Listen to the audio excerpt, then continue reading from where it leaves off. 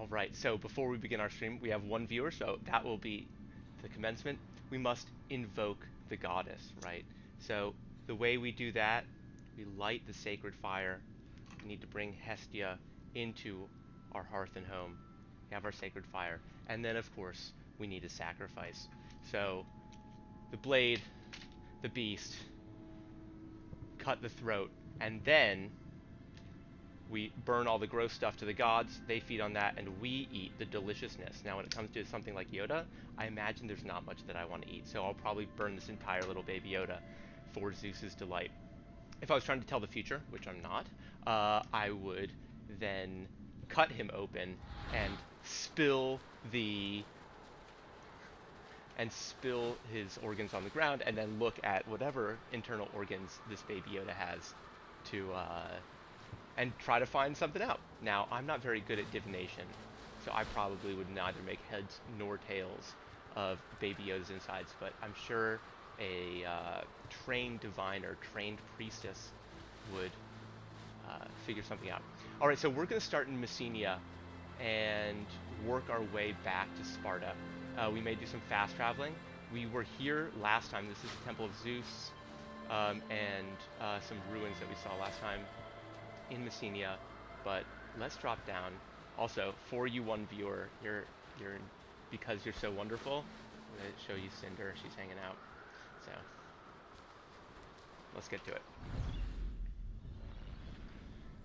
Here we are in Messenia.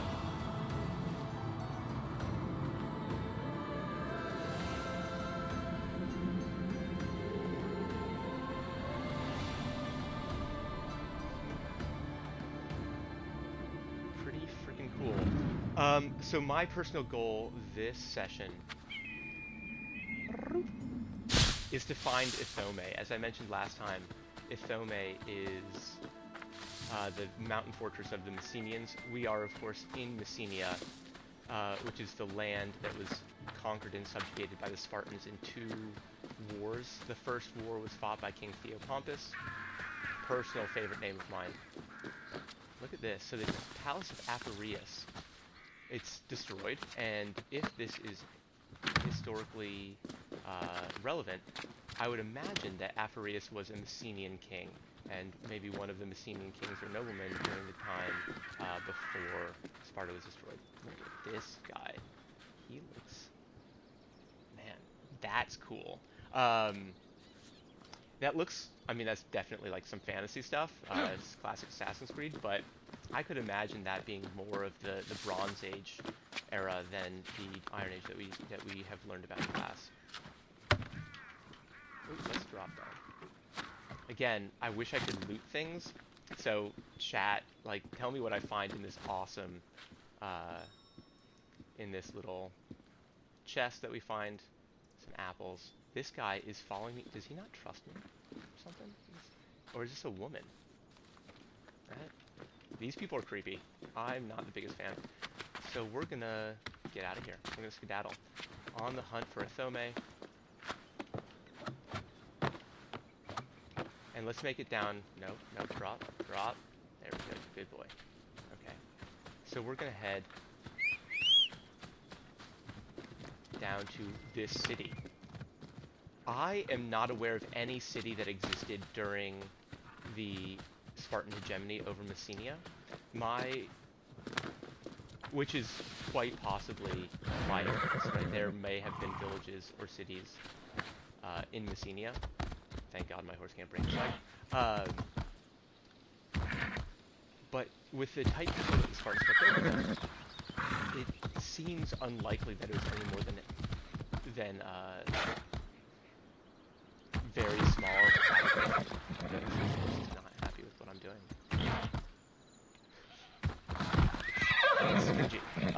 Please don't break your leg, horse. So this very well could be a city that was built later on when Thebes... It's a little louder now. Turn it down a sec. Smidge. When Thebes came in and wrecked Sparta's shit, the way they did that, the way they immediately ended the reign of Sparta was by freeing the Messenians and they did so by creating a city called Megalopolis, which means big-ass city. Mega meaning big ass, and polis meaning city. Don't hold it, please. And they fortified the heck out of it, right? So they go in, they trounce Sparta, they free all the helots, and then they build this giant walled city in Messenia that is basically impregnable, especially to the destroyed Spartan polis. And that helps to ensure the Messenians' freedom. Right. So here we got a charcoal site. For the chat, I wish that we had dynamic interaction. I wish I was actually like facing a full classroom. But why do you think that charcoal would be in Messenia? Charcoal, of course, is going. Oh, that's a dick. This guy's sitting in an interesting way. Welcome to ancient Greece. All right. Charcoal is the solid residue that remains when wood or other organic matter is carbonized under controlled conditions in a closed space. Very little air is allowed to come into contact with the fuel during the carbonization process. If this condition is not observed, the wood or other raw material is simply reduced to ash and its fuel is lost, right? So you're starving the oxygen from the air of the kiln, and you're able to have a brick that then burns cleanly and hot for later use. And if you, I think, completely starve it of oxygen, it creates coke, which is used in glass and other industrial processes. This means that transport costs are much lower for locally produced charcoal than for locally gathered wood. An important consideration for a product whose production cost consists almost exclusively of the labor invested in it. So because the helots are in Messenia, their labor is going to be used for all sorts of basic work that the Spartans don't have time for. The Spartans are either indulging themselves in leisure games and singing, or they're training for war, and they're all kind of one and the same for the Spartans. It's also noteworthy that charcoal creates a much hotter, more even, and more easily controlled heat than wood, which means that it is much better suited for domestic cooking and grilling, and a virtual sine qua non for blacksmithing and particularly ironworking. Sine qua non is Latin for without that which, or something like that. Basically, it means without it, it does not exist. And so for blacksmithing, let's get a nice big look at this. Just like cover your eyes. Yeah, for blacksmithing, you need an even temperature, especially if you're going to get the impurities out for the stronger metals. So here we have the stoking of fires, the starving of oxygen to create charcoal. And the helots are going to be in charge of doing that. Cool. 2 of 6 discovery sites. Let's see where the other ones are. We're going to head into this city. Yeah, this might be Messenia. I don't know anything about it. So one of the cool things about doing this Assassin's Creed stuff is I'm learning so much more about the underlying world of ancient Greece besides the high politics. I know the story. I know the main narrative arc, as you could say. Come on, we got this. But I don't know about the villages or the charcoal burning or anything like that. So this is Ipaea, which is not Messenia, but it is the city here. And it looks like a major industrial place. So once again, let's see, can we jump off, or, okay, we gotta go down. He's a bit of chicken right now.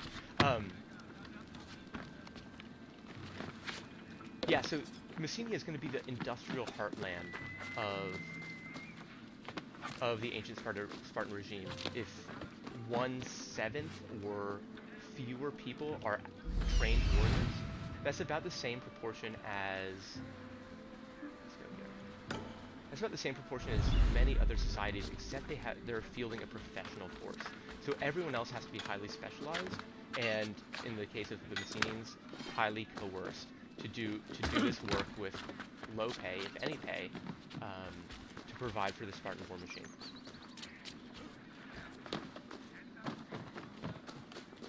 Around. So all these guys are helots. You can tell that in this game they're helots because they're mostly nude. But in real life, the helots were going to wear things that clearly demarcated their status as lower, kind of dirty, filthy, not well respected by the Spartans. Especially like dog hair caps. That was what they famously wore, and that was a clear marker of a helot. All right, so we got Zeus standing, hurling a thunderbolt from the reverse of a tetradrachm. So this is from much later than we're talking archaic Greece, so that's the 8th century to the 6th century BC, um, and this is from the 2nd century BC. Yeah, what's up, ear toast? Or is that just a hey, how you doing? So let's take a look. So the drachma is the basic form of currency. You could think of drachmas like dollars. Messenia's history was linked closely with Sparta's, that we know. The region was long occupied by the Spartans. Its population was enslaved as helots. Independent cities emerged only after the Theban invasion of the Peloponnese in the 4th century BCE. After the defeat of the Spartan army at the Battle of Lutra in 371, the helots of Messenia revolted against Sparta. Epaminondas, the Theban general, supported the building of the fortified city of Messene. So Messene and Megalopolis might be the same. I'm not sure, but I know Megalopolis was constructed as a main fortification in Messenia to protect them against any further Spartan invasions. The Battle of Lutra was the first time in Sparta's history, at least since they gained the position of most powerful state in Greece, that Spartan infantry had been defeated by an equal or smaller sized force. And as I mentioned in the last stream, this is because the Thebans, rather than doing their typical 8 rank deep phalanx, they did like a 60 rank phalanx, and they weren't about spearing. They didn't give a shit about that. They just ran and crushed. They battered the Spartans down, and they killed the Spartan king in that battle. The banner of Messenia is inspired by the coins of Messene, showing Zeus brandishing his thunderbolt. That's what we saw earlier. Zeus had an important sanctuary on Mount Ithome, which we're going to try to find today. It's kind of hidden in this game, but it is the mountain fortress that the helots often ran to, which was included in the walls of Messene. Okay, cool. So let's take a look at this. Love it. I don't know who this guy is, or woman. Beautiful. And then we got Zeus over here, looking dope. This, I think, means Zeus. Zeus, but I don't know Greek, so guesswork. Cool. Got some horsemen. One of my favorite things is how early on in ooh, cool. So this is Hermes, I believe, right? You've got the winged helmet and the staff called the caduceus. And that's that staff that you see on the back of ambulances. It's a healing staff. Oh, what's up, Nick?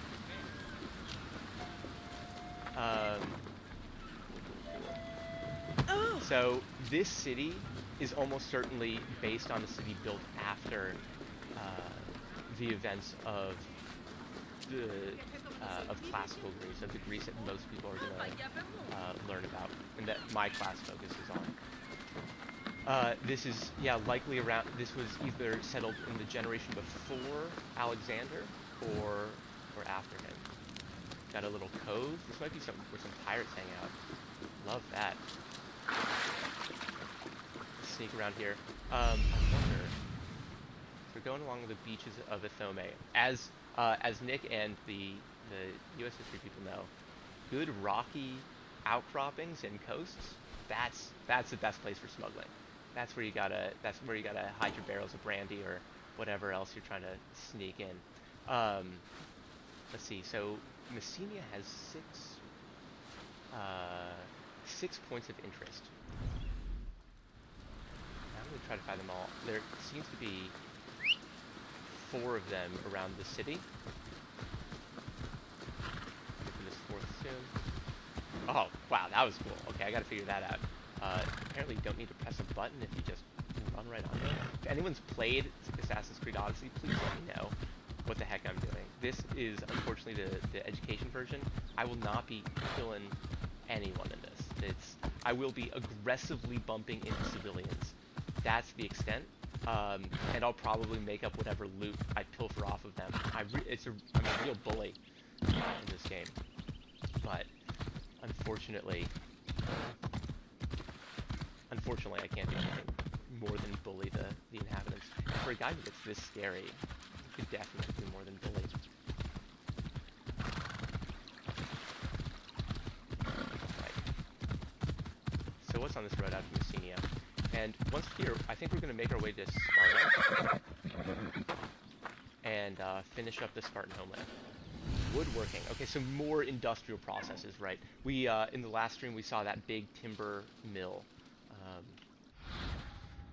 Woodcutting and charcoal making typically took place in the forest. That makes sense, right? That's where the wood is going to be most plentiful and cheapest. Charcoals were then bagged and transported to private homes or presumably nearby markets. In wood-rich areas, local production of wood for common use appears to have been either in the hands of individuals or potentially middlemen who might collect wood from various sources, then resell it at the local agora. So, as we're talking about in the geography class, distance is the main obstacle in pre-modern transportation, and it's really rare for you to move more than a few miles in a day. If you look where we are, moving a cart with wheels anywhere but this central valley is going to be unbelievably hard. So most people are going to chill out in their own land, either in the hills or the plains, and then sell to people who come by, merchants who have the cart or the horse and bring it to the local agora to sell.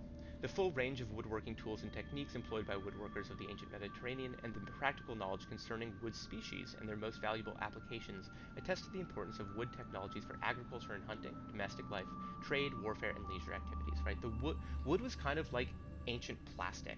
If you think about, honestly, like, you can probably touch a zillion plastic objects all around you because it is, it can be formed into any shape, that hence the name plastic. It's cheap, it's lightweight, and wood is their version of it. It's similar to that. It is worth mentioning that the tools and the techniques employed by the end of the classical and Roman period would show little change until the appearance of the Industrial Revolution 15 centuries later. Yeah.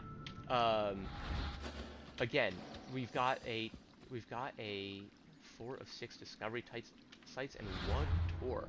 Where do we have to go? Oh, okay, so we're not going to do these. These are relevant to a major turning point in the Peloponnesian War, which comes later. So we're going to fast travel to Mount Taichungos.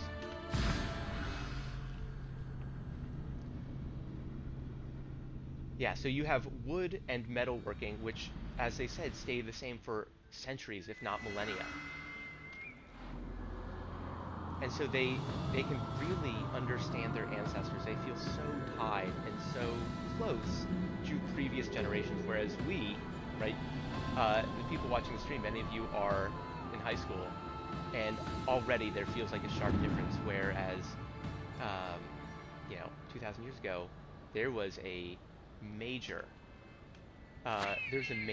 line of continuity. Ooh, that's nice. Take a bath. Alright, so I actually unlocked, I believe... Oh, don't drown, please. Please, please, please. Cool. So, let's choose a character. I think I unlocked a new person. Cassandra Pirate. I love her. Cassandra Artemis. Okay, that's what I'm going to do, but we also have Alexios, Phoebe, Brasidas, who is a Spartan general. These guys. So let me know if you have any particular desires, but right now I'm going to choose Cassandra. Alright, so we're going to head east into Sparta proper.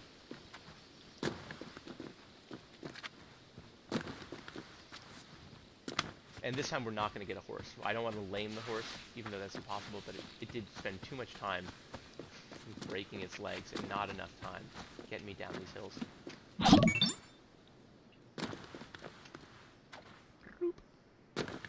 God, I do love this invulnerability. So a big reason that I'm doing this is that I see a future in which we're doing school like this, except everyone's in here and everyone's on a VR headset. Fingers crossed. That's kind of like where I want to see education get to. Maybe not all the time, right? I think there's a lot of value, of course, in in-person education, as we've learned over the past 2 years. But I also think that how dope would it be if, instead of me doing this after school hours, this is what we spend class time doing. Got to fight the phalanx, maybe do a little subterfuge, shoot at some crazy-looking cows. Hit that. Oh my god. Those are some serious horns. Yeah, watch out for poachers. Those are gonna come get you. Amyclae's farm. Amyclae was a home of Tyndareus and his 2 illustrious sons, Castor and Polydeuces. Castor and Pollux. It was known for its abundance of fruit trees. Okay, so what fruit are we growing? We got olive trees. What trees? Is this a thing to farm? Yeah, so we can go check this farm out. It looks like we need to do that. So we'll go north. Oh, and we totally missed Ithome. Eventually I'm gonna find that, and I'm gonna route those damn Messenians out. Okay, let's head north. 500 meters. Thank God for horses. I can't run. I hate running. Start puffing a little too hard. So, you know, I think what I really wish is that we had a bicycle. I think that a bike, maybe a dirt bike, would really be the best way for traversing this. But a horse ain't bad, especially out here when its poop doesn't. It's not a big deal. Let's just say that. All right, how steep can this horse go? Oh, we got that mountain breed, maybe it's a Persian horse. How's that? Oh, Missoula. Missoula is one of the 4 villages united in the 8th century BCE to form the Spartan city-state under the authority of the 2 families of kings, the Uropontids and the Aeacids. So the Uropontids were the senior line of kings, which means I think that if they tried to out-veto each other, they won. But for the most part, okay, let's get off this horse, please. For the most part, they were equal. So this is where the Uropontids came from. They were likely the leaders of this village in the 8th century when those 4 villages came together. And then, you know, were incorporated into the larger Spartan state that was unified. Mothax. Oh, cool. A peltask depicted on a shield of a hoplite seen from an attic red figure. Okay, so that's meta as hell. We've got a guy with a hoplite shield, and on the hoplite shield is painted a guy with a who I think is a slinger. Yeah, so you can see the circle. Peltasks are going to be slingers. They're going to be infantry or light infantry, archers, etc. And why this comes up with a Mothak case is that the Mothoks, or a Mothax is the singular, Mothak case is plural. That's probably going to tell me here. Are half-bloods, right? They're not full Spartan citizens, or they're only one of their parents. So let's check it out. The Mothakes are one of the less well-known classes of the ancient Spartan society. Most of what is known about them is the stuff of hypotheses and theories. They were either illegitimate children of Spartan fathers and helot or perioikoi mothers, orphans whose training was sponsored by guardians, or poor people whose training was paid for by wealthier Spartan families. So they are still going to go through the agoge. They're going to get a full Spartan training, but they're not accorded the full Spartan ranking of citizen, Spartiate, or homoioi, equal. Mothakes accompanied Spartan boys in the agoge as their companions, or syntrophoi. Though they did not share the same rights as citizens, they could eventually join the Spartan elite if they completed their training, or if their patron bought them a unit of land called a kleros. So the kleroi, kleros is singular, kleros is singular, kleroi is plural, are the divisions of land in Messenia that are farmed by helots. And so this is a type of early communism where after the conquest of Messenia, the land is redistributed to the entire Spartan people, and the Messenian population are enslaved as helots, are essentially slaves of the state, and farm the kleros of people. Now what's interesting is, despite the helots being kind of like state property, the kleros still belong to individual Spartans, and for this reason you could still have wealth transfers up. And this is one of the undoings of Sparta, is that many Spartan citizens lost their kleros in Messenia through the natural accumulation of wealth into fewer and fewer hands that happens over generations. And so you have a bunch of very rich people, actually mostly very rich women, because women in Sparta could inherit property. One of the rare, if it might be the only Spartan polis, at least that I know of, where women could inherit property along with other. They have a number of other rights. So because of that redistribution of wealth up that happens over the centuries, you have more and more Mothaks. And so by the time of the Peloponnesian War, some of the greatest heroes of that time are actually Mothaks. So they wouldn't be accorded full citizenship, but they were able to because of the devastation of the war and the lowered population that was brought about by the war, they were able to ascend and have higher, I guess we'd call it social mobility, than they would have in previous centuries. Written sources attest that some Mothocs, such as Gylippus, became accomplished military leaders during the Peloponnesian War. In fact, it's been suggested that Lysander, this famous Spartan admiral, instrumental in winning the aforementioned war, was a Mothax as well. So that's exactly who I was talking about in terms of those heroes in the Peloponnesian War who were given opportunities due to the lowered Spartan population from the war, right, and how many people died.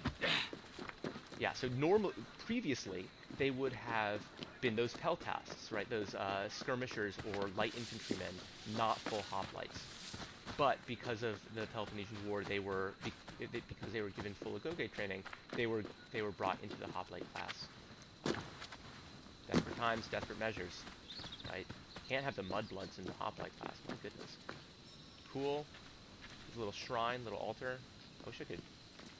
There's no way that I'm going to be able to light this brazier, but no, can't do it.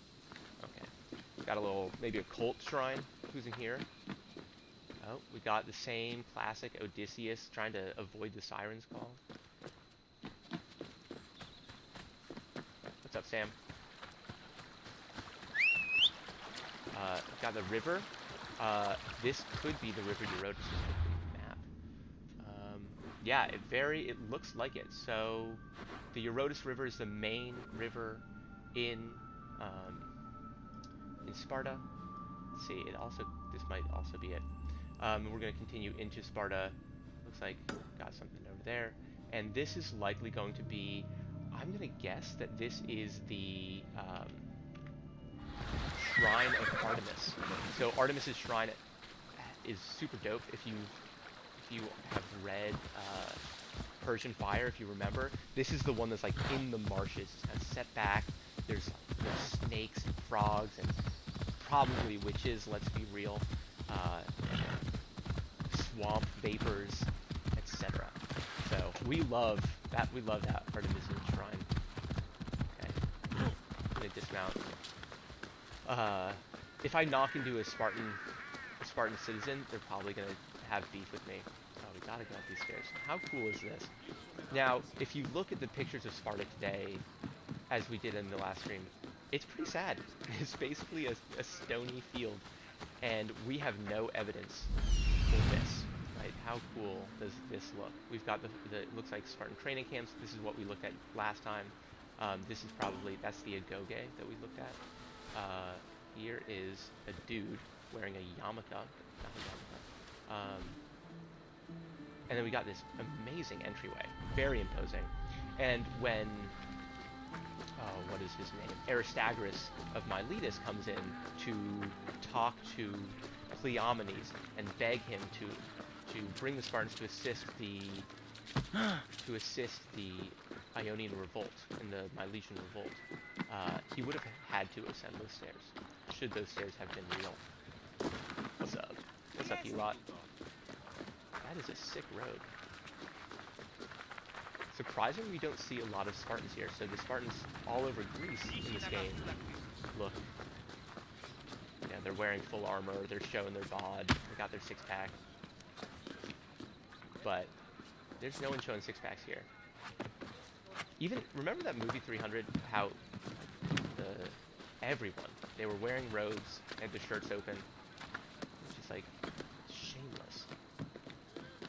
That movie did not do a great job of showing everyone in the society to be as militaristic as, like, the 300, right? The 300 were the ones who went off to battle, but every man in that society, in this society, please let me go up. No? Come on. Really? Why this? Why the... He can climb straight cliffs, and he can't get around a Corinthian column head. Where's that door? Someone, anyone know columns in this chat? Where can I go up? I wonder what the plebes do, like the regular people who are trying to, like, see these cool vantage points, take a tour. They're not able to climb over this.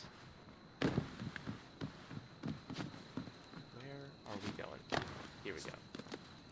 Dope, who's this? Dionysus Kolonatos. And since it's Dionysus, we got a bunch of grapes. That makes sense. Dionysus Kolonatos, bronze figure of a running girl. Oh, I was just listening to a lecture actually that made mention of this exact statue. This girl who is running and kind of holding her shift up to run faster. Dionysus was a Greek god associated with wine, ritual, madness, and theater. All good things except for madness, which I guess is only good in moderation. Is it Doric? Oops. Yeah, the Corinthians are the super flowery ones. And obviously it's Doric because they're Spartan. Oh my god. Thank you, Apollo. That's embarrassing. This temple was set on a hill opposite the Spartan Acropolis, which, as we saw, was more of a mesopolis, right? It's not that high, it's kind of in the middle. The site was called Colonna, the hill, which gave the god his epithet, Kolonatos. Epithet is the word that is given to them, so there's a bunch of different, like, types, or I guess faces, guises of Athena, Dionysus, etc. An epithet could mean the way that Homer talks about them, which in the Iliad, because he's using meters, he has to fit them together, and so he'll say gray-eyed Athena, which has the right meter. But then there's also, you're going to have specific types of, the Athena worshipped in Sparta is Athena Chalkioikos, which means Athena of the bronze house, which I'll get to in a second. I did some homework. And then you have Dionysus Kolonatos, Dionysus of the hill. That specific hill is, and so it's the Dionysus, or the way that the Spartans kind of make Dionysus their own. They're special one, they're precious. The temple seems to have been a place of worship for women, which makes sense. Women were out and about. They were as public in Sparta as the men. When approaching adulthood, girls may have been initiated into the mysteries of Dionysus linked to the temple. So, does anyone want to talk to me about what the mysteries mean? We don't know what... Excuse me. We don't know what mysteries are because they were typically kept really mysterious during the time. You're not really going to write that down. You're not going to write it down in a public way that's going to come down to us 2,400 years later. So you have like the Eleusinian mysteries that we know very little about. Very likely people were taking some hallucinogenics. In this... I imagine it's because it's Dionysus, they're drinking wine. Maybe they just drink a lot of wine, or maybe they add something to the wine that allows them to celebrate a little more in depth, shall we say. During the gods' annual feast, Pausanias tells of a foot race involving 11 girls, the Dionysiades. The custom would have come from Delphi. Oh, speaking of Delphi, so I'm thinking this stream is going to kind of follow the course of our class, but we don't have a great time for Delphi. Maybe next week if we catch up with Croesus. But Delphi is super cool in this game, and I'm definitely going to have to show you. So at any point, request it, and we'll go say hi to the Pythia. Maybe try to see the future. Let's see. So here we have, this was actually found in Albania, and which shows that Sparta was trading to some extent, or at least that Spartan iconography. Ooh, Layla Hassan, very cool. It shows that Sparta, was at least admired and known throughout the world, and Albania is, if Dacian's watching, that's his people right there. So they were in touch with the Greek world. Okay, let's cut across Sparta, and I'm going to try to see if we can find the Temple of Athena Chalkioikos. It's going to be over here. So let's go there first because I want to tell you a story. So I'm going to tell you the story now because I don't know if we're going to come back to Sparta during or after the Persian invasions, but after the Persian invasions, so, you got the Battle of 300, there's a big war. No spoilers, but Pausanias, who is the Spartan king at the time, leads a Greek expedition east to conquer or reconquer a number of Greek polis that had been subjugated by the Persian invasion. So the Persians come west into Greece and they conquer a bunch of places, and then Pausanias and the Spartans go east to reconquer them or liberate them, right? Pausanias then starts sending messages to the Persian king Xerxes, who he has just defeated, saying, hey, I may have acted too rashly. I kind of like what you're doing here. Why don't you make me the king of Greece?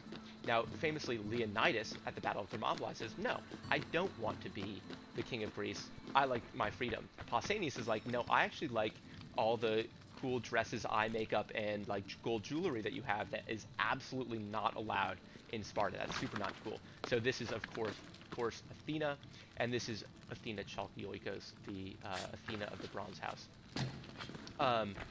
So Pausanias is in touch with the enemy and is trying to defect, trying to sell his people out, like a bootlicker, as we say. And the Spartans find out. And when they find out, Pausanias is in the middle of organizing a helot and perioiki rebellion against the Spartans, which is the Spartans' worst nightmare. Like, this is absolutely the worst thing that a Spartan king could be found to do. And he's betrayed by one of his messengers, and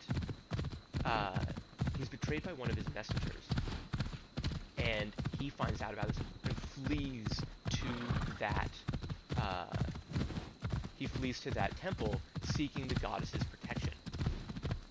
He enters the temple, and then the E4s starve him out. Or they put up a barricade, and he and his followers starve to death in the temple. So the temple's like closed for all 40 days or whatever it takes for the guy to die. It's brutal and awful and gross. And because he was asking for supplication and protection, sacrilege. And we're going to see this multiple times. And we're going to go to Argos as well. And many of you guys who are watching probably know the story that I'm going to tell you in Argos about a desecration. But so Pausanias' death desecrated the shrine to Athena, and that then shows up later at the beginning of the Peloponnesian War. Thucydides recounts this. Okay, so let's see where we are now. Encampments, inspired by the art of Assassin's Creed Odyssey by Kate Lewis. Kate Lewis, she comes up a lot here. Super cool. She does a lot of good work. The Spartan army encampment in Megaris, interesting, I haven't heard that before, sprawls across the landscape. Tents house weary soldiers, shields and spears neatly arranged to be quickly grabbed if the Athenians should attack. So maybe it's Megara that they mean, because that would make sense. Megara, many of you know, is at the northeastern point of the Isthmus of Corinth, and is one of the closest cities to Athens, and the main thoroughfare from Athens to the Peloponnese, and of course the main point of conflict in last year's class. These camps are a maze of tents and low buildings, temples and houses overtaken by war and generals, and are always well guarded. The layout of the locations needs to feel credible, as though it could be lived in, and at the same time needs to fit within the game metrics of fight and stealth, explains the world director Benjamin Hall. Anywhere in the world where the player finds themselves against enemies are designed to be a homogeneous blend between art and design. So if I was playing after this, that's what I'll do. After this, we're going to play the actual Assassin's Creed Odyssey, where I can sneak in here and cut some throats, because this would be cool. We'll see if I can actually like legit stream and not just nerd out about history. So we've got this encampment. Looks pretty abandoned, but I think that a lot of the people, a lot of the NPCs are taken out in this game, unfortunately. I wish that we could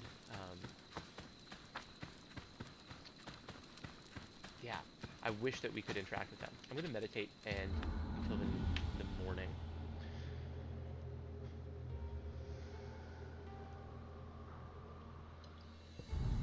Here we go. Ah, beautiful. The plains of Laconia. So we're going to cut across. This is the northeast. And if we look, so that's north. So this is the way to get into Sparta. And much of Greece is like this, but Sparta has that incredibly strategic location that we've mentioned so many times, of having the mountains on both sides and ending up here. And this is actually much easier to to get to than it is in real life. So we've got just a couple more places. How many tours do I have left in Laconia? Let's see. But yeah, let's go check out that shrine to Artemis.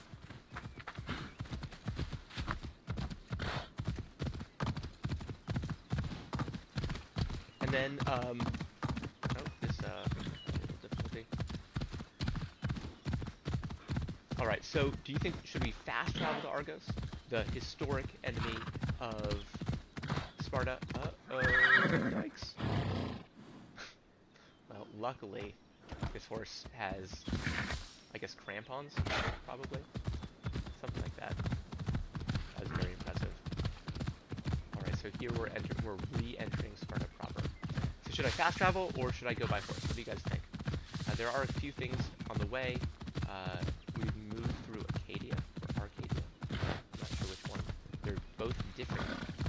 Here we go. Limni, another one of the 4 villages. Temple of Artemis, Orthia, whose worship was associated with a long process for future Spartan citizens. Cool. So we are going to see this Temple of Artemis. And so here we have that Spartan village. Got olives being pressed, or olives being gathered, I should say. That is a Spartan press. Or, sorry, an olive press. And that's going to get you olive oil. And these, of course, are the amphorae. That is huge. This is great. This is just a great reason. I'm sorry, dude. Another great reason to see this game in action is that, yeah, you see how big these amphorae are. Here's an olive press. Can you figure out the physics of this? What are, I think that's a winch, or the rope is the winch. Here we have a kiln, it looks like. And so here, though this is one of the original Spartan villages, it does seem like a place that the perioikoi are working and doing industrial processes. Cool. Here's Artemis. And there's her classic, her stag, and her looking like a badass. Led figure of a winged goddess, perhaps, Artemis Orthia, found in sanctuaries in Laconia. Artemis was the daughter of Zeus and Leto, and Apollo's twin sister, a virgin and a huntress. She was one of the most important Olympian deities and presided over crucial aspects of life: girls' transition to womanhood, childbirth, the rearing of children, but also Spartan boys' rites of transitions to manhood, and certain aspects of war. She was most commonly depicted with a bow and arrow and associated with deer that we saw in that statue. Artemis had several cults in Sparta, and the most important of them was Artemis Orthia. This cult was closely associated with the Spartan education system, the Agoge. Right, so Artemis is in here crucial to the transition periods, and as we saw in that last video, there are three stages of the Spartan education system, and she's going to be integral at each step of the way, both for guys and girls. Many dedications to Eletheia, the goddess associated with good deliveries, this is, I'm assuming, birth, were found in the sanctuary, showing the two deities' roles were closely related. So she has even though she's a virgin, she also is closely tied to womanhood and the rights of womanhood, such as bearing children. So let's check this out. And look at the area. So this is going to be in the swamps. I think the Limni swamps is what they were called. So here is the city, and in reality, this temple is likely going to be a little more offset. And here we go. Got some classic supplication. Let's ruin their day. Oops. We got some braziers that are not lit. Oh, perfect. Oh, never mind. Okay, so these are spears. I thought I didn't see the spearheads. If you ignore the spearheads, this looks like Spartan money, right? This is just those long iron spits. I hope that we can see them at some point in Sparta. That would be really cool if they included those. So those are obols, Spartan obols, right? Just a big iron spit, a big iron rod. But an obol anywhere else is going to be a coin because they're sane and normal. Okay. Let's check out our progress. We have one left to do, and then 2 tours. Oh, let's do 1 tour. Let's break up the tours, so that we're not, and take a bath at the same time, so that we're not just doing it back to back. And then we'll have finished Sparta and hopefully get some cool reward, or maybe we'll be able to play as Leonidas or something.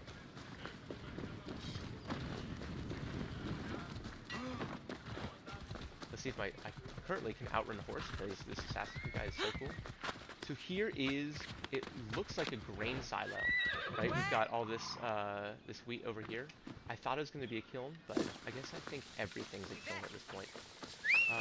That fields of wheat, just a little reenactment of the movie Gladiator.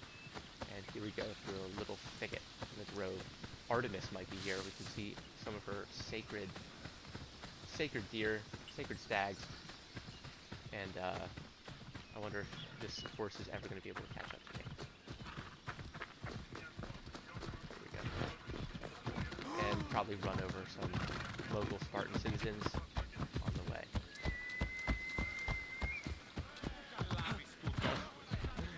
And terrify them. So the Spartans went through a rigorous system of making sure that you weren't scared of death, right? They really exalted that, and in fact, the only two deeds that would get your name inscribed on your tombstone, normally just, I guess they just gave you an anonymous burial because they're Spartans. It was to die in childbirth and die in battle, and yet we see over there Spartans diving out of the way of my horse, but that's probably because I'm a terrible driver. All right, let's start this tour. Greetings, visitor. You stand in Sparta's political center, where all of the city's most important decisions were made. You should feel honored. I do feel honored. Oh, I also look super cool. We all know who Leonidas is, yes or no? What does he think of this place? Spartans may be unequaled on the battlefield, but some situations are better solved by a meeting of minds than a clash of swords. And some laconic Not phrases, many, you know? mind you, but some. Okay, so Leonidas obviously likes to hit things, but we gotta, let's give them their due. The laconic phrase is a hallmark of Spartan quick wit, and they were actually pretty good humored people for being so death focused all the time. All right, Sparta's political system was unique in the Greek world. I'll say. While Athenians wasted hours on end whining and wagging their tongues at each other, Spartan kings made their decisions swiftly and deliberately. They preferred action over words. Come find me again when you finish your visit. We will speak more then. Farewell. Welcome back, Moon Mackerel. I love that little gaze of like, Leonidas, you are on another level. Okay, cool. I love these big statues. I don't think any of these existed. We are not in ancient Egypt, right? This is like a very Near Eastern thing to do. Just those monumental statues. He really sent that one. But I'm here for it, right? Like Sparta's political system differed from most of Greece's. One of its most distinctive features was that it was ruled by 2 kings. These kings belonged to 2 separate dynasties, the Eurypontids and the Aegeads, both of which were said to be descended from Heracles. Both kings shared equal powers, and disputes between them required the intervention of special magistrates known as ephors. However, if one of the kings were more charismatic or experienced, they could influence the weaker king's choices.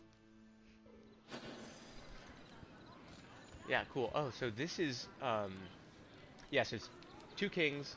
We've got the Ephorit, which is going to be 5 Ephors elected annually, and they have a tremendous amount of power, but they're selected from the entire Spartan population and only get to serve for 1 year.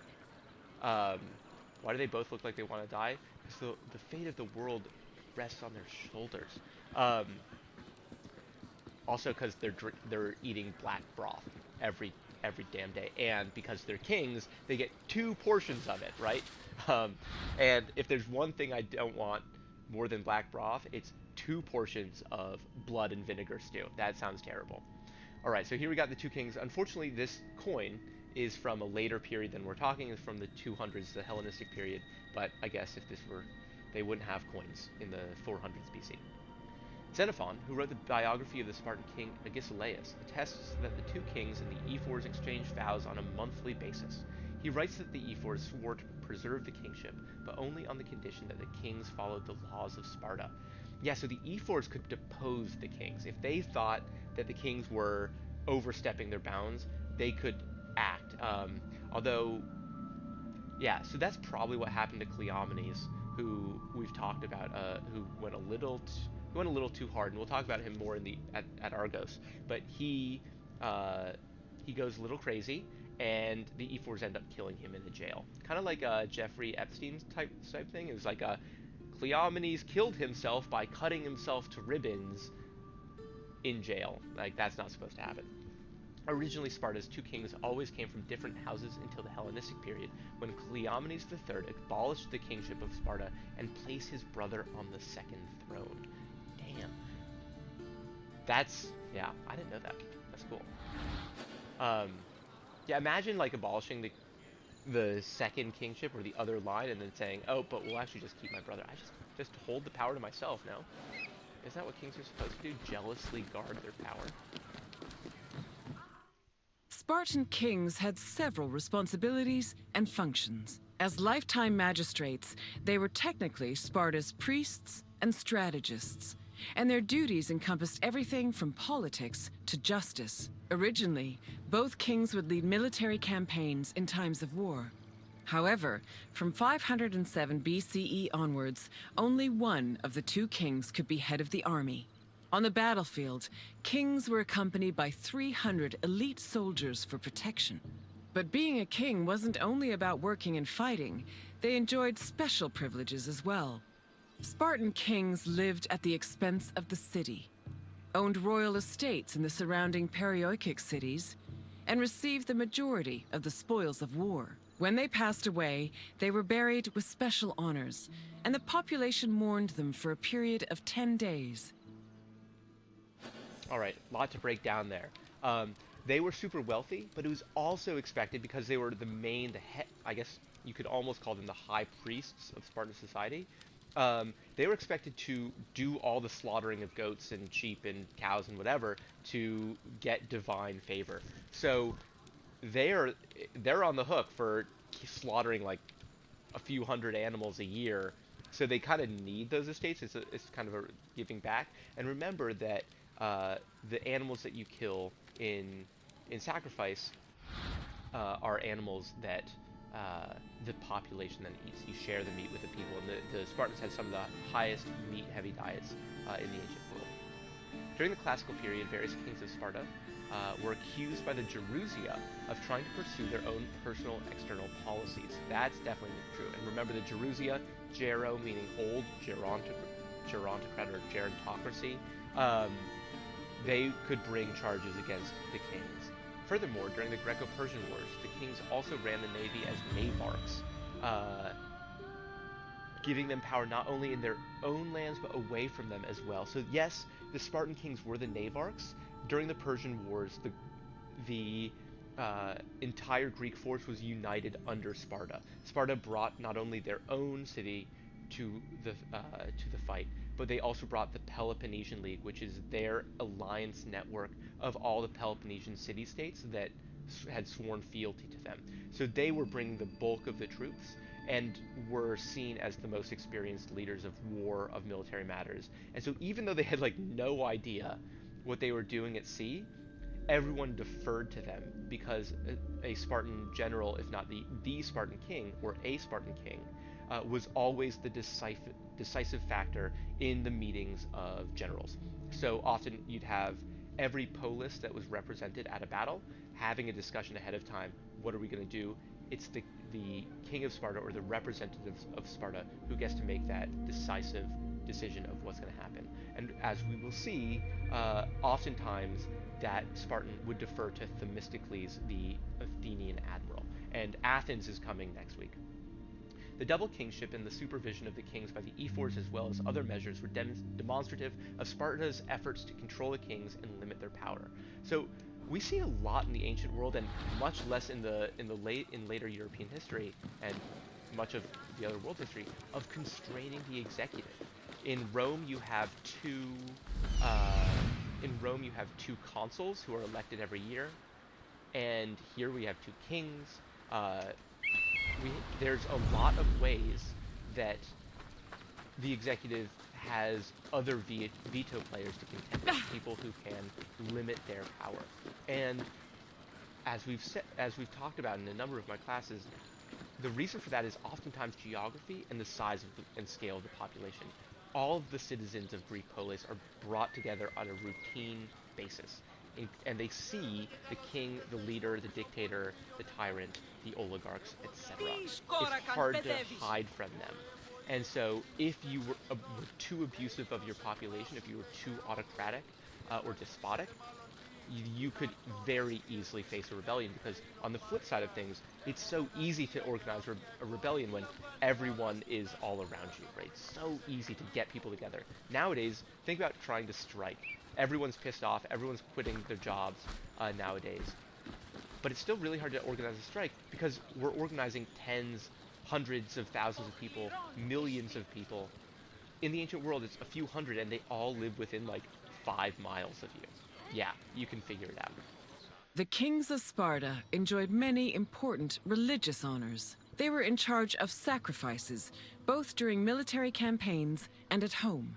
The kings received double portions of the meat at all communal meals, Good to be king. and they were also the first to pour libations. They also personally conducted public sacrifices as priests, which helped remind their subjects of their divine connection to Heracles and Zeus. All right. Yeah, so of course the Spartans are going to say, we're descended from the gods, not only the gods, but we're also descended... I mean, I guess Heracles is a son of Zeus, so they trace their origins back there. And, the kings said they were descended from the so-called Heraclids, who in the mists, the murky mists and shadows of the Dark Age, were part of the Dorian invasion that came from the north and swept down and took over the Peloponnesian. So the Spartans, even from the very get-go, always had this mentality of, we are conquerors, we are invaders, we occupy other lands and enslave the people. One of the Spartan kings' religious duties was appointing the Pythians, the people who received prophecies from the oracle at Delphi. Pythians were extremely important to Sparta, as they received supposed foreknowledge that could help the kings prepare their military campaigns. So, unlike any other polis, the kings had professional people whose job it was to always be on the road, to hit up Delphi and ask things. Sparta is one of the most conservative, one of the most superstitious polis in all of Greece, and so they always want to make sure that they're doing the right thing. They want to double check with Apollo before they embark on anything, and this shows up in the Spartans are always late. Like, they don't show up to the Battle of Marathon, an existential battle for the future of Greece, because they're celebrating the Carneia. They're too busy dancing naked with garlands of flowers and singing songs together to help in the hour of need. So thanks, Sparta. Great. But then this shows up here. Spartan kings were also believed to be descendants of Zeus. Because of this, they served as high priests of Zeus and enjoyed special privileges during religious festivals as well as on the battlefield. Yeah, because if you're the king, you're obviously going to say, yeah, of course, Zeus boned some chick, and now I'm here, right? Who are you? Nice Spartan. Oh, got that Spartan crimson.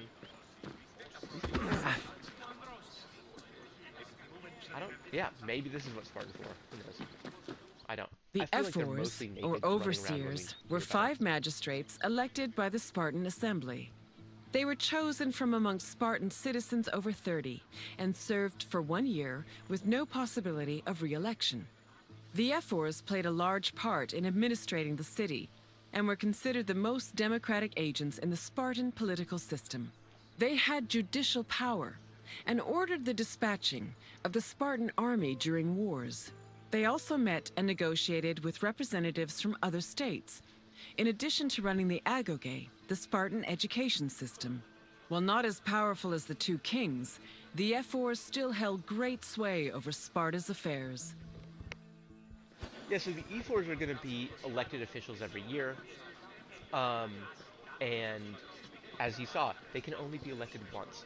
So constitutions usually are about constraining the power of the powerful, right? You have to check, but you also want to make sure that you can have a functioning state, right? If you constrain them too much, if the government is not powerful enough, then you have problems. And of course, my favorite example of this is the Polish Sejm. You have the Polish-Lithuanian Commonwealth, which at one point stretched from the Baltic to the Black Sea, uh, the the biggest state in Europe for a time, and they had all of the nobles in the land, and they had the largest population of nobles of any European state. All of the nobles met together in this thing called the Sejm, SEJM, and it was basically a senate, except everyone got a veto. Everyone, the liberum veto. And eventually, Russia was just like, yo dog, I'll give you 10 grand if you close down the meeting and then run away. And then they can't start. And so the Russia, Prussia, and Austria-Hungary, or the Habsburg Empire, started to use this liberum veto against the Poles, and eventually paralyzed the state. The king was too weak, and the Sejm was too strong, and so the Polish-Lithuanian Commonwealth was destroyed in three. What am the It's the first, second, and third. I'm totally blanking on the word. Like distributions. Someone please look this up. Like they're annexations essentially, and it's not even a battle. I don't know of this happening any other time in history, but three powers just march in. Here, we gotta check this out. Let me see if I can do this. Can you guys? Can we see this? I hope you can. Okay, so Polish annexations, 18th century, the partitions of Poland. That's it. So literally, you have Russia moving in partitions of Poland. Unfortunately, Polish annexations brings up like they've been they've been annexed a lot. And that's what happens when you are on the western end of the Eurasian steppe, and people can just like plow into you whenever they please. So thank you, Smog. We got the partitions of Poland, hopefully in high resolution, where Russia just moves in and says, "Huh, this is mine," and the Habsburgs move in and say, "This is mine too." And let's see, this has got to be there's got to be a good Wikipedia. I think Wikipedia's got to have a GIF of this where it's just like it gets gobbled up. Please God, otherwise I'll just describe the GIF that I want to exist. GIF, it's definitely GIF. Yeah, Liam does know that. R.I.P. Okay, so yeah, so they over the course of 1772, 1793, and then in 1793 they're like, okay, this was way too easy. In 1795, Poland literally ceased to exist. Okay, let's go back to the game. Sorry, and thank you for indulging me.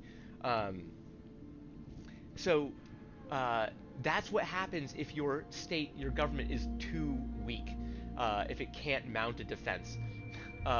Okay, E4s and law. There are four different theories about the origins of E4s. The first ties them to the lawgiver Lycurgus, who conceived them as guardians of the polity. The second proposes that they were formed by King Theopompus after the first Messenian War. He was the one who conquered Messenia the first time in, I think, the date is like 720 to 700, más o menos a few years. According to the third theory, the E4s were former administrative officers who took advantage of the king's absence during wartime to acquire more power for themselves. The last theory dates the creation of the E4s to the middle of the 6th century BC and credits Chilon, an E4 and one of the seven sages of Greece, with forming a group meant to protect the people from the ambitions of the kings and threat of tyranny. That's super cool. I have never heard that theory before. In fact, it's interesting we have this list of seven sages of Greece, these people who are considered to be really quite smart. Periander is a tyrant of Corinth. Solon is the lawgiver of Athens. Chilon here. Important enough that to constrain the power of and to change the constitution of Sparta. And to change the constitution of Sparta is no mean feat, right? They are incredibly conservative, and they're backing up that conservatism with the strongest, most disciplined war machine in the ancient world. So good for Kylon, and it must have been seriously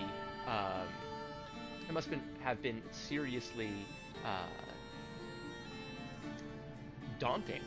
The kings really must have been overstepping their power. Thanks for the follows, guys. I know how to lecture, and with people like tuning out on their computers or on their Chromebooks or whatever. I don't know how to do that when people are like subscribing on Twitch. I'll get better, I promise. Although these theories are still discussed among researchers, it is generally agreed that the institution of ephors probably appeared around the 8th century BCE, but only acquired its political purpose of defending the rights of the citizens in the 6th century. This development made the ephors the most democratic element of Sparta's political system. Lycurgus consulting the Pythia, so this is the legendary lawgiver of Sparta, may or may not have existed, talking to this priestess who's like getting the vapors, getting the divine inspiration from Apollo, and spitting facts in a really hard to understand way. The Gerousia was the Spartan Council of Elders. It was made up of the 2 current kings, as well as 28 elders called Gerontes. They were Spartan citizens over the age of 60, the cutoff age for military duty.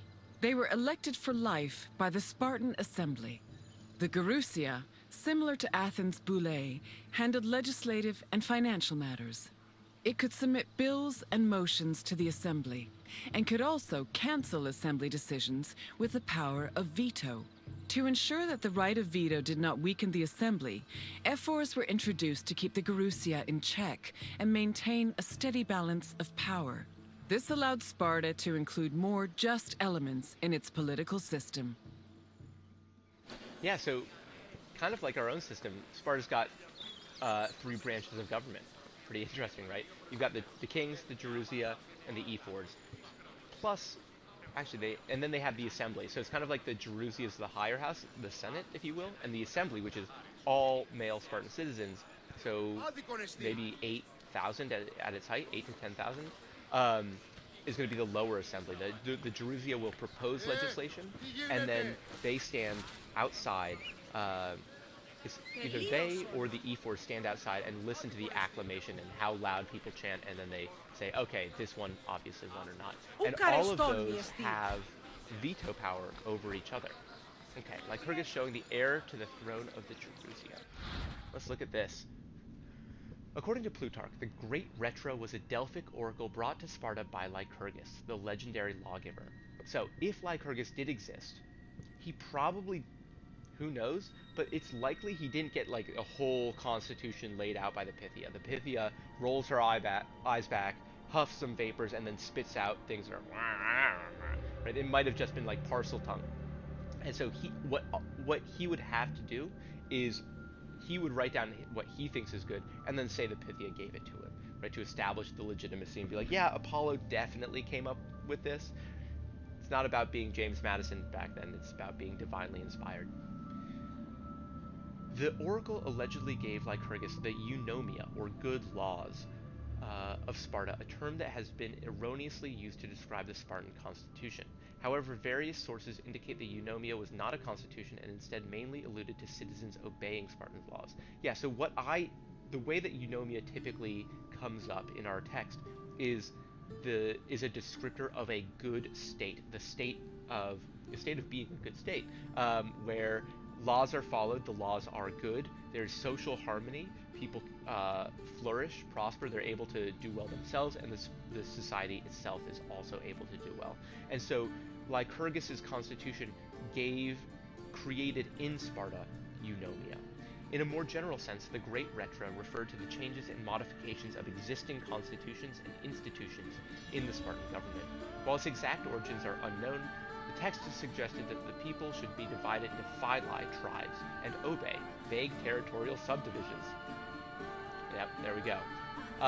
It also outlines Sparta's constitutional body in detail, including references to the Gerusia's pro-buletic power and the right to exercise veto when required. Now, I'm assuming that anyone who just pops open Assassin's Creed Discovery Tour knows what pro-buletic power is, but if not, let me break it down. As they said, the bule is the function of the Gerusia in proposing laws. And in Athens, they have a bule that is made up of, we'll see this, but each tribe, there are 10 tribes of Athens, they submit,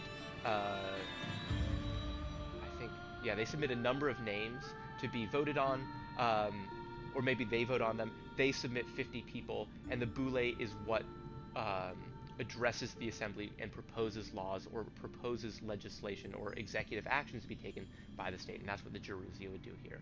The Great Retro seems to have empowered the people of Sparta, providing hoplites with the political power to contribute to the government, right? It's so important for hoplite warfare that all people are relatively equal, and they need to have political power. Otherwise, they're not going to want to fight for the state. They're not going to want to risk themselves side by side. If there are very rich and very poor people, the very poor people are probably going to run and flee, leaving the very rich high and dry in the middle of the battlefield, and then the very rich die. No one wants that. You need social cohesion. You need eunomia for a phalanx to work. This power helped avert tyranny, which was common in other cities of the Archaic period, where famous tyrants such as Phaedon of Argos, or Pythagoras of Sicyon, and Cypselus of Corinth imposed their rule. And here we have Lycurgus looking. Notice the difference in skin color, in skin tone, between all the artwork we see and the people actually in Athens, or sorry, in Sparta. My bad. I hope I didn't offend anyone. Okay. Let's climb up this pillar and see where we're going. Man, I don't know if the Spartans did a lot of gardening, but we know that the Persians did. Right? The Persians definitely were big gardeners. The Spartan assembly, or the Appella, was made up of Spartan citizens who were over 30 years old. Its exact meeting place remains unknown, but it was presided over by a special member of the ephors called the eponymous ephor. The Appella had limited authority, since any decision it made could be overruled by the Gerusia. But thanks to the efforts of the ephors, it still played an important role in Spartan society. The Appella dealt with topics like foreign affairs, war declarations, peace negotiations, and more. They also elected ephors and Gerusia members, and could both grant political rights to foreigners and remove them from Spartan citizens. Unlike the myriad sources on the functions of the Athenian assembly, the exact details of the Appella's decision-making process are unknown. Yeah, so the ephors are the representatives of the Appella, so we don't need to worry too much about the Spartans not feeling heard. But you also have to remember that any vote for war, you have to get the consent of the people actually marching in. So that's a really cool thing. The most important votes, in many cases, would be communally decided because it affected everyone voting. Just to go back to Gerusia, you can only become a gerontocrat, I forget what the word was, gerad or something. When you're 60, you have a life appointment. Kind of like the Supreme Court, except nowadays you can live till you're like 130, and back in the day, if you made it to 60, you're probably dying in the next 10 years. Almost guaranteed. So life appointment definitely meant something different. It also meant something different when the Constitution was signed, right? If you put someone on the bench in the Supreme Court, they're not in 1780, or in 1789 or whenever, they're probably not living past the age of 60. And very likely they're going to have like a spleen infection when they're 56, fall down the stairs and die. Yeah. Also, appella, right? Appellate court means to call to or to appeal to. And so the appella was for those big appeals by the ephors, the Gerusia, the kings. They would go to the entire Spartan assembly and see all of the people and address them like that, which is so important in such a small polity like a polis, where you've only got a few thousand people. Sparta's a large polis with 10,000 citizens, which means that 10,000 adult males over the age of, say, 20, which means the total population is going to be around 50,000 plus a bazillion helots. All right, so let's check this out. The Spartan Assembly. Lycurgus, the legendary lawgiver of Sparta, who supposedly lived in the middle of the 8th century BC, is a figure who lingers between history and myth. Lycurgus is mentioned by many ancient authors such as Herodotus, Xenophon, and Plutarch, but it is not certain if he actually existed, or if he is a symbolic figure attached to the reform of the social and political institution of Sparta. In Lycurgus's biography, Plutarch mentions the lawgiver traveling in Crete, Asia Minor, and Egypt. He then returned to Sparta before visiting the oracle at Delphi to receive Sparta's new laws. Plutarch writes that after bringing the reforms to Sparta, Lycurgus returned to Delphi to make a sacrifice to Apollo. This is the last time any of the sources mention him. Except I heard this story, then he goes into a cave and starves himself to death because he's a hardo. But, yeah, so Lycurgus is in the 7th century, so the first Messenian War is, say, 720 to 700. The second one is in the middle. I don't remember exactly. It's 660 to 640, maybe 680 to 660. Somewhere. Both of them are accounted to be 20 years. And then Lycurgus comes after that to help unify and make the state that has just been founded into a cohesive unit. And so that's where they got the laws. But, you know, this is all happening before writing. So you can say anything, and 100 years later, it's a game of telephone that becomes myth. Before you have written history, things become legend and myth as soon as you have an entire turnover of the population, right? As soon as no one remembers what happened before, which takes about 80 years, within 80 years, everything becomes myth and legend. In the prehistorical days. All right, you guys ready for a quiz? I see you finished. Not a very QFA I hope you feel thing, more knowledgeable about the inner workings of Spartan politics. Our way of ruling was not conventional, to say the least. But it served our purposes well. What would you like to do? All right, we're taking a quiz. Are you? We shall see. I think we're ready. Let's begin. What was the name of the Spartan Assembly? All right. I'm not answering these, by the way. Or at least not until the chat says something.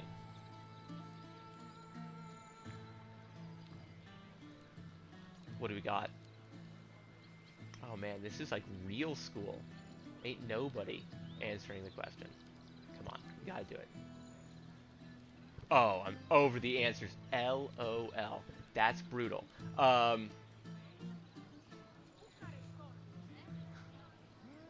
it. Well, we're gonna have to change that for next time. We've got the Apella, the Gerusia, the Ephors, or the Helots. What do you think? Smog to the rescue. Speaking truth to power. Thank goodness. You're right. It is the Apella, and we will move on. Correct. The Spartan Assembly was known as the Appella. Question 2. How many members did the Urotis have? Okay, so how many members did the Gerusia have? We have, well, you should be able to tell me offhand, but we've got, also, you should be able to tell me the answer to the previous question without having to look at the multiple choice. You guys are all taking this class for real. All right, 20, 28, 300, or 30.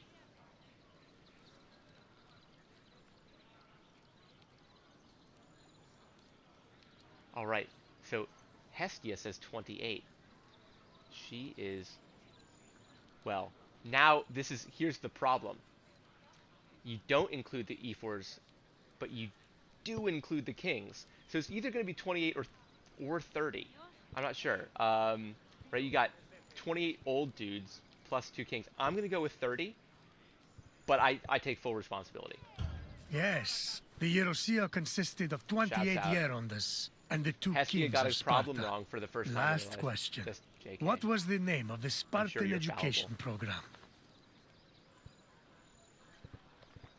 What's the name of the education program? Agora, Agoge, Apella, or Boule?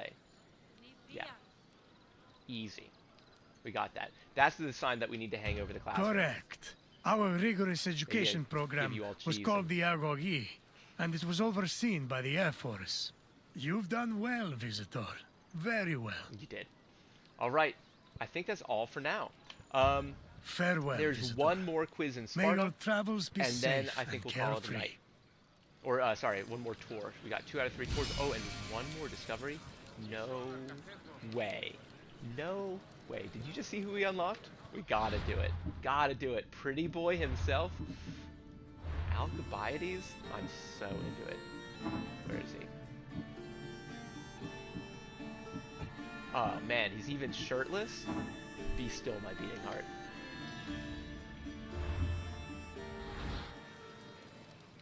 Oh, he's got the purple toga, too? Okay, where is this next quiz? We've got that site. Okay, we'll do that quiz. Call my trusty steed. Get this 300 meters faster. How would you say 300-meter sprint in Greek? Like Triska something athlon. So speaking of Triska, the fear of the number 13, triskaidekaphobia. One of my favorite words. Oh, this is probably some agoge training, right? They don't look super buff. Maybe they're a little young, but yeah, they're all worshipping the tomb of Leonidas, which, as we've established, might be in the wrong place. Maybe not. And it could be like a, you know, it could be like a worshipping, a monument to Leonidas. Oh, hello, Leonidas. We were just talking about you. Laconia, social classes, politics, and philosophy. Welcome to Laconia, Visitor. You're here to learn about Spartan Society, yes? Then I won't stop you. It's very confusing. What Sparta Leonidas is doing. had a unique hierarchy, especially compared to the rest of Greece. Everyone had their place, and you will soon learn what those places were. I will find you again once your visit has ended. Until then, Visitor. Oh, wow. Can you imagine what the Spartans would think seeing this, like, pampered dandy show up with, like, no beard? He's even stooping. He's a little skinny. Athena ton esti. He's a wino. Spartan society was structured around austerity, self-sufficiency, and a hostility towards foreign elements.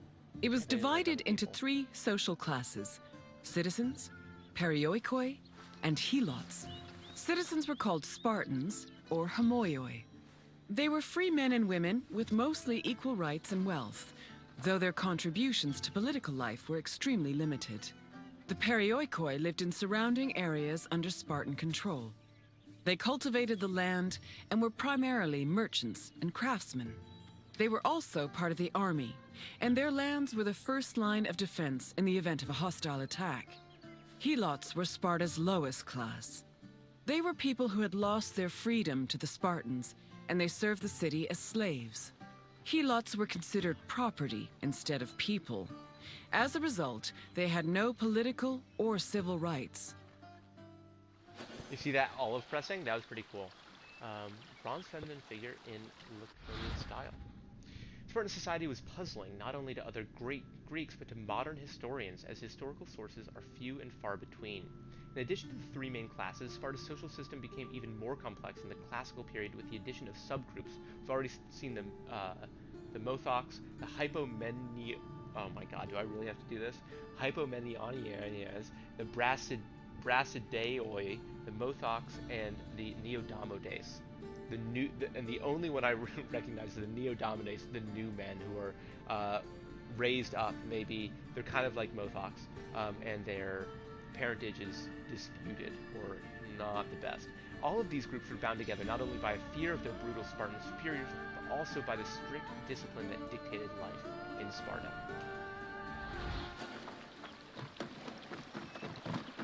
Are we going fishing? Oh, hell yeah. I wonder if they're fishing here. I don't think so, and I wouldn't be able to catch them if I could see them. Helots made up the majority of Sparta's population. According to Polydeuces, they lingered between slavery and freedom. Two elements made helots differ from other slaves. They were allowed to form their own families, and they were publicly owned by the city of Sparta instead of private citizens. Because helots were deemed public property, they could not be sold as merchandise. They mostly worked to cultivate the land, but also fought in wars alongside the Spartans. While they gave the fruits of their labor to Sparta, they also kept a fair part of it for themselves. This practice allowed some helots to make enough money to buy their own freedom. Alternatively, if a helot served the state well enough in military campaigns, they could also be granted civil rights. Yeah, but, right, there's just always a but when it comes to like, oh, the helots actually had some good stuff. You gotta remember, there was one moment where like the Spartans are facing an invasion and they're like, oh, helots, send us your bravest and we'll free them and turn them into hoplites. And then the helots send them their bravest, their strongest warriors, and the Spartans are like, oh, you're amazing, and they celebrate them and they garland them, and then they bring them behind the walls and they murder all of them in a ditch and kill them, right? But I think that actually did make a really good point that the helots it was like house slaves. They weren't always watched, ordered around, beaten. Oftentimes they would have their own communities. It was just an incredibly tight form of repression, control, and I guess we'd call it taxation. Plus, we've got the crypteia, where there's the expectation that anyone who gets out of line or just looks different, or even just falls on the wrong Spartan's bad side, would be murdered in the middle of the night. Yeah, they absolutely were still not very nice. You see me trying to keep my language in check? I'm so good. Oh, here we go. Now we've got the ratios. So according to Herodotus, the ratio of Spartans to perioikoi to helots was approximately 1 to 3 to 7. Modern historians, meanwhile, calculate that the population of Sparta in the 5th century consisted of around 12 to 15,000 Spartans, 40 to 60,000 perioikoi, and 140 to 200,000 helots. That's insane. That said, 12 to 15,000 Spartans sounds on the low side, and I think that might be like male citizens. I would want to know that, because I know that at the Battle of Plataea in 479, the Spartans are supposed to have showed up with around 10,000. So, who knows? I'm not an expert, right? They have done their research, so it's disputed. It's what I want you to think about is the ratio, but also the order of magnitude, right? The number of Spartans are going to be in the low tens of thousands, the perioikoi in the mid to upper tens of thousands, while the helots are going to number in the hundreds of thousands, which shows you why that's exactly why their social structure is set up the way it is. While sources are contradictory, ancient writers like Herodotus, Thucydides, and Plutarch say that the helots and Spartans were at odds with each other. While helots aided Spartans in battles and military campaigns, they also frequently carried out attacks against Sparta's citizens. Aristoteles even informs us that helots were almost always prepared to take advantage of any misfortune that might befall their masters. Right? So if there's an earthquake, if there's an invasion, if there's a crop failure, if the Athenians are raiding their shores, the helots rebel, because their life is brutal. At the same time, Spartans often treated helots with great cruelty. This is especially evident in an incident that occurred possibly a year after the Battle of Sphacteria in 424. According to Thucydides, the Spartans secretly slaughtered 2,000 helots, all of whom disappeared without a trace. And that's what I was talking about earlier, is after this disaster at Sphacteria, the Spartans had lost a great deal of manpower. And so they said, helots, we need your help. But instead of recruiting them and bringing them into the military, they were murdered. The founding of Sparta is dated around the 9th century BCE. Historical information about the city is limited, but it was known to extend into the region of Laconia. Over time, Sparta started encroaching on the territory of Messenia, eventually leading to war. Sparta gained more land in this conflict, which they divided between their citizens and the perioikoi. The aftermath of the Second Messenian War, from 640 to 620 BCE, then divided the population into three groups: the homoioi, the perioikoi, and the helots. The helots of Laconia mostly respected Sparta's rule and did not cause much trouble. However, helots from Messenia supposedly resisted the Spartans, although sources can only confirm one revolt for certain, which occurred in Messenia in 464 BCE. Yeah, so that's when there's a major earthquake. The Athenians send in help, and the Spartans are very suspicious of the Athenians because they're democrats, and they might be a little too sympathetic to the helots. So they send them back, and the Athenians take this as a terrible insult. They marched all that way, and now you're sending us away, and you're not sending anyone else away. And so that is one of the reasons that Sparta and Athens started to break apart. Also, we saw the approximate years for the Second Messenian War. They said 640 to 620. I don't know if you've learned about significant figures in science yet, but I would say cut the ones place, right? The ones place is not a significant figure in these dates, these prehistorical dates. It's somewhere in the 640s to the 620s, but there's a pretty wide range of uncertainty there, and it might not have even been 20 years. Alright.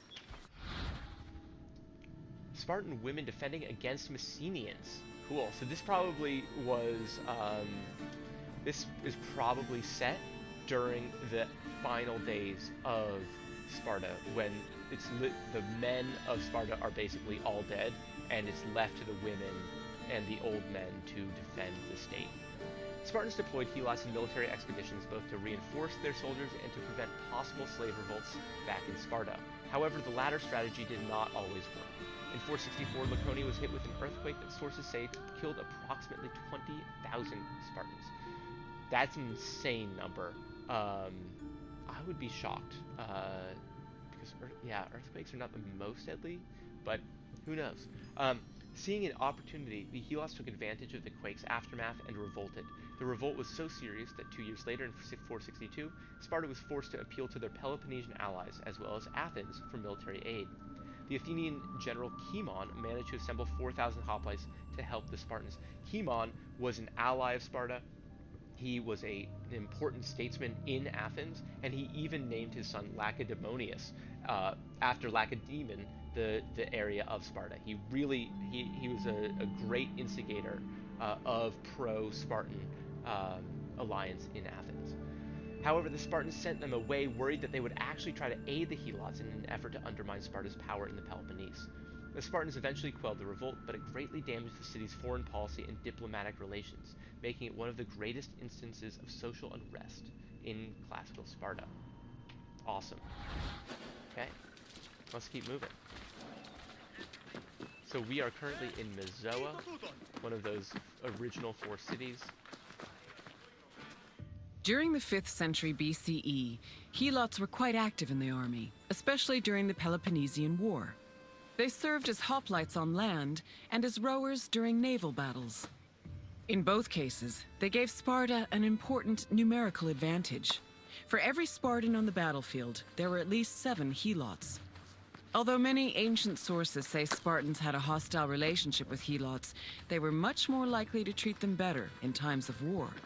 For example, when 300 helots and 120 elite Spartans were captured by Athens during the Battle of Sphacteria in 425 BCE, the Spartans promised the helots their freedom if they served them well in combat.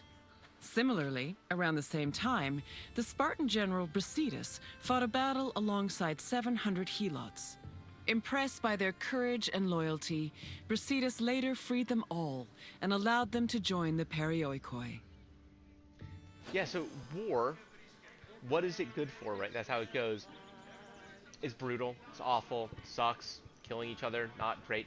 But it also is the instigator of so much social movement, social change, and oftentimes the loosening of oppression, right? I think we we mostly know about how women had gained a number of rights after World War I and World War II. Here we have helots in time, asked to step up in times of need, rewarded by the Spartans. Of course, it was not a society-wide reform program, but it did bring some people some freedom. All right, geometric crater. Helots who made great contributions in Spartan military campaigns were dubbed Neodamodes, or new men, and received their freedom, a unit of land, and possibly even political rights for their valiant efforts. Right? So this is bringing them into the Spartan fold, and this is only going to happen towards the end of the Peloponnesian War, where the Spartan manpower is running thin, and they need as many people as possible. Those sources on them are vague. They numbered over 2,000 and participated in several Spartan campaigns during the classical period. The name Neodamodes suggests they were young people, neon, who formed new political communities, demos. So that maybe they were settled on entirely new land. They were each given kleros of their own. The implementation of the Neodamodes group was probably part of Spartan efforts to face the new social reality emerging in Greece during the second half of the 4th century. Cool. Perioikoi were another group of Sparta's population. They lived not in the city itself, but in its surrounding areas. The Perioikoi were never hostile against the Spartans. In fact, both groups together were known by the collective name Lacedaemonians. Perioikic cities had their own autonomy and sanctuaries, but they were always bound to Sparta. They were allowed to develop their own local laws and economies, but could never reach a level of prosperity that rivaled their parent state. I think I gave enough about Perioikoi last time, but let's take a look at this. See what it says. The main factor linking Spartans and the Perioikoi was military service. The Perioikoi played an important role in the army, often backing up the forces of the homoioi as hoplites. So they might very well serve as hoplites, just not the best. So when you think about the lines of a Spartan army, only one of the 3 flanks is going to be the actual Spartan homoioi. They're going to be on the right. They're going to be the most powerful. The Perioikoi might make up another one, and then Peloponnesian allies a third. Depending on how big it is, the distributions might change. Also, one possibility is that the phalanx that the Spartans are fighting in might be backed up. You might have Spartans in the front and the Perioikoi behind, because a lot of times, remember, thinking about phalanx combat, you need pushing power. So having just brute manpower behind, just shoving with your shield, is going to be really helpful. Spartans and the Perioikoi allegedly fought together in army divisions known as lokoi. Oh, that's good to know. Lokoi is, I think, I'll look it up, what I mean by those 3 divisions of the phalanx line. Thucydides' description of the Pylos campaign in 425 BC mentions that of the 300 hoplites captured alive by the Athenians, only 120 were Spartans. The rest were non-Spartans, so either Perioikoi or other Peloponnesian League members. And sorry, I just love pushing these people. And as I mentioned last time, the Perioikoi are going to do a lot of the skilled trades. The helots are going to be relied upon for those bulk good commodity, making charcoal, that kind of thing. And the Perioikoi are going to be the blacksmiths and weavers, artisans, etc. All right, I see you finished. This time. I hope you have a better appreciation for Spartan society. society. The other side for Nothing we do is without reason, and every man, woman, and child has a role to play. What would you like to do? What would we like to do? I'm ready for a quiz. Is that so? Then let us begin. During which battle were Elots promised their freedom? Oh boy, that's kind of hard. The Battle of Marathon, actually I know this, the Battle of Sphacteria, the Battle of Salamis, or the Battle of Arachnus. Marathon, Sphacteria, Salamis, Arachnus. We haven't gotten to this in our class yet. Unfortunately, you probably can't spell it to write it in the chat. I'll give you 15 seconds. Marathon, Sphacteria, Salamis, Arachnus. is going to be Sphacteria. Yes. In the Battle of Sphacteria, a group of elite Spartans promised to free their accompanying Elots if they helped the Spartans during a siege. Next question. Interesting way to put Which it. of the following is another name for Spartan citizens? So just quickly on that last point, Sphacteria is a little island that the Spartan army gets trapped on, and they're cut off by the Athenians. And so the helots there, the Spartans had their back to the wall, to the sea, literally, and the they needed to free the helots in order to get good fighters. All right, so what are the Spartan citizens called? The first one is homoioi, the second is perioikoi, the third is helots, and the fourth is phalanx. This is easy. Put just the first letter. Oh, damn, they alternate. So homoioi, perioikoi, helots, or phalanx.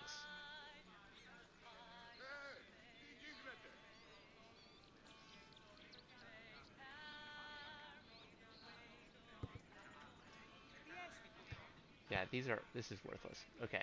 Yeah, no one can spell homoioi, so I guess Spartan citizens were also called omi, which meant equals. One final question. Which Spartan general freed 700 Elots? This is a badass general who goes ranging up north during the first part of the Peloponnesian War. So it's Pausanias, Brasidas, Thucydides, Spartacus. Pausanias is the Spartan king that I talked about with the Curse of the Bronze House. He's the one who helps win the Persian War. He takes over from Leonidas and is present at the Battle of Plataea. Brasidas is the correct answer. He's the one who brings them up to Amphipolis, which is an important gold mine that the Athenians control. Thucydides is a Spartan general who then is responsible. He's actually fighting Brasidas. He loses and is exiled, and that's when he starts to write his history of the Peloponnesian War. Because he's an exiled general, he has high-level contacts with people all around, and he's also exiled and freed. So kind of like, how did you spend your lockdown? Was it good or bad? Did you work out, or did you just watch 10,000 hours of Netflix and get fat? On the other side, you have Thucydides, who, how did he spend his exile? Sorry, my cat wants to get out. Yes, Thucydides is Athenian, and Spartacus is, I think, an homage to Spartacus, who is the Roman slave who leads a rebellion. So it's going to be Brasidas. Correct. Brasidas freed 700 Elots as a reward for their exemplary military service. You passed. I'm impressed. We got a little end of the stream treat for everyone who made it this far. All right, we passed. Thank goodness. That's all for now, guys. Then you may leave. And I think that's going to be Farewell, the end of the stream. So thank you so much. Oh, almost the end. Oh, we got an... Why the hell did we get an Athenian soldier for finishing the Spartan quiz? What are we doing here, people? We should have gotten Brasidas. I got Brasidas earlier on the last stream. But I guess in honor of that, I will change myself to him, and then we're gonna close out Sparta. Let's see, where's the final point of interest? All the way to the other side. All right. So most interesting part of Sparta. What do you think? Was it helpful to see? Cinder, I will let you out as soon as the stream's over. Poor girl's just been sleeping on my bed the entire time. She's got good timing now. Okay, so here we have the Agoge. This is pretty cool. A little bit of training. One thing that's cool that I was learning today is how much singing in unison, dancing as a whole group or whole society, how important that was. So it was fun. It served important religious and social functions, but it also trained everyone. Look better.